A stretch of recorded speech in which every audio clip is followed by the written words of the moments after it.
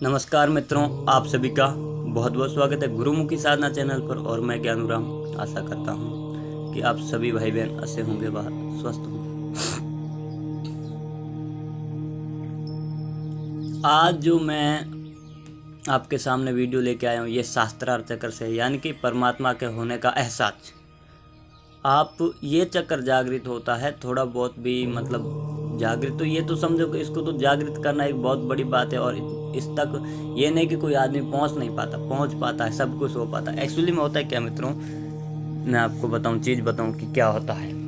कोई भी हमारे अंदर चक्कर एक्टिवेट होता है ना, तो हम लोगों को पता नहीं रहता कि कौन सा चक्कर एक्टिवेट है, क्या नहीं, क्योंकि उसमें विशेषताएं तो होती है। हम लोगों को पता होता है कि हम कोई आम आदमी नहीं है, मतलब कि अद्भुत टाइप के हैं, या अपने आप को हम बहुत छोटा समझते हैं, ठीक है। लेकिन कि कोई ऐसे आदमियों के लिए बहुत सारे समाज इकट्ठी होगी या ऐसे वहाँ पर जाएंगे तो लोग सभी मान सम्मान की भावना से देखेंगे।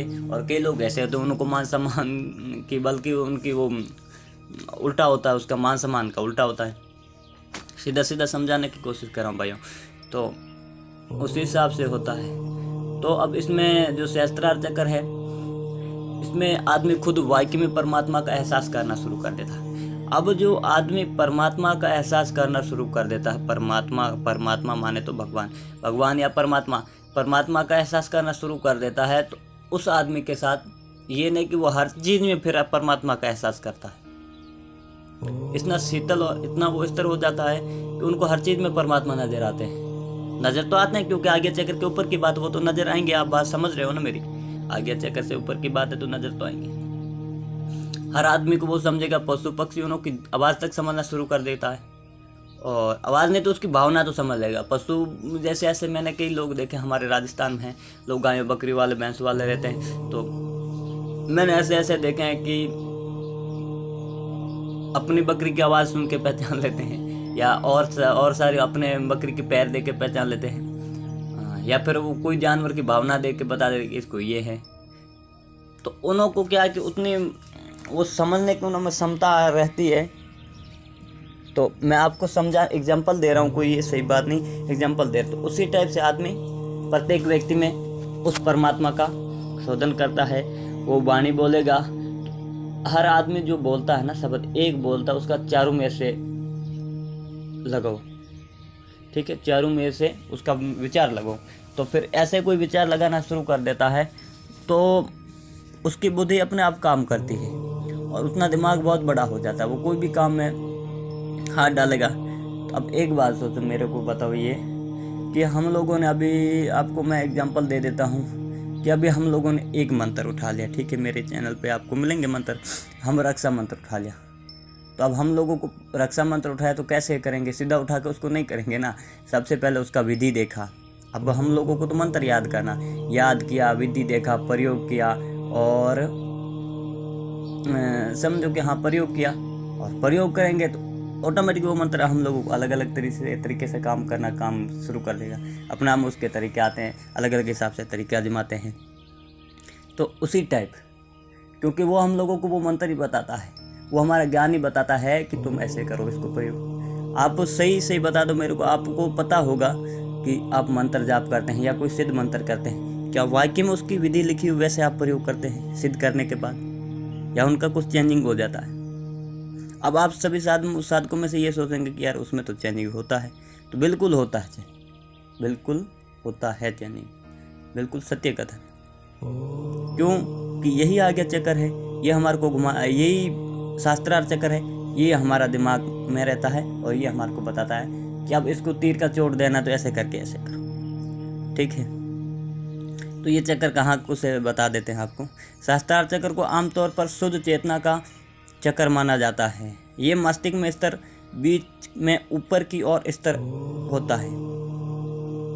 इनका प्रत्येक कमल की 1000 पंखुड़ियां हैं और ये सिर के अस्तित्व पर अवसित होता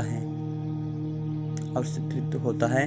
शास्त्रार्थ जो है वो बैंगनी रंग का प्रतिनिधित्व करती हैं और यह आंतरिक बुद्धि और दैहिक मृत्यु से जुड़ी होता है।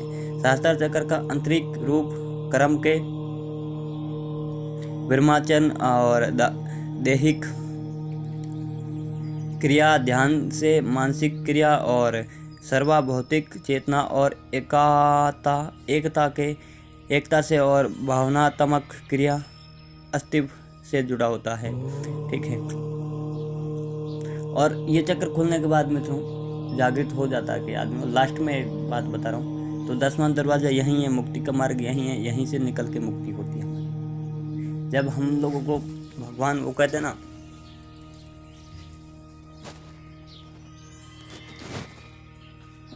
भगवान हम लोगों को, जैसे हम लोगों को जन्म देता है ना, हम गर्भ में होते हैं ना, और जब हम गर्भ से बाहर आते, गर्भ में हम लोगों को, आपने सुना, गर्भ में हम लोग भगवान से कॉल करा करके आते हैं कि तेरी सेवा करेंगे, तेरी पूजा करेंगे, और तू मेरे को ब्रह्म मिला और मेरे को मेरे जन्म मरण की मुक्ति करवा। ठीक है, तो भगवान हमारी मुक्ति करवाते हैं। तो फिर अब भगवान कहते हैं कि तुम्हारी मुक्ति सहज भाव से मैं तरीका बताता हूँ, और तरीका कहता हूँ आपको कि आप इसी चक्कर से और वापस यहाँ से निकल के आओ, पूरा ऊपर से तालू से निकल कर आओ, 10वें द्वार से निकल के आओ, आपकी मुक्ति है। तो ये चीज़ों को हम समझेंगे तो 10वें द्वार से निकलने का भी तरीका पता चल जाएगा। कहाँ सांस है, क्या चीज़ कहाँ है, कहाँ प्राण छुपे है, क्या कहाँ वायु छुपी है, कहाँ अग्नि है हमारे अंदर, कहाँ से क्रोध उत्पन्न होता है, कहाँ से वो कहते हैं ना काम करने की क्षमता थी। अब सभी चीज़ें तो अलग अलग है। अभी कहाँ आपको चल के जाना है तो हमारी इंद्रियाँ काम करती, पैर लेके जाएंगे, वहाँ पर कुछ चीज़ उठानी तो हाथ उठाएंगे, देखना है किसी को तो देखेंगे, तो आंखें देखेंगे, फिर उधर चल के जाएंगे। तो सभी चीज़ अलग अलग काम करें, तो उसको नियंत्रित करो। ये नहीं कि नियंत्रित है ऑलरेडी, जो माता पिता ने सिखाया है, हम लोगों ने दैनिक ज्ञान और जनरल ज्ञान से प्राप्त किया वो है, उसके अलावा मूल चीज़ को करो। तो धन्यवाद मित्रों, जय श्री राम, जय हनुमान बाबा। ऐसी ज्ञान की बातें करता हूँ, मेरे को और भी अच्छा लगता है।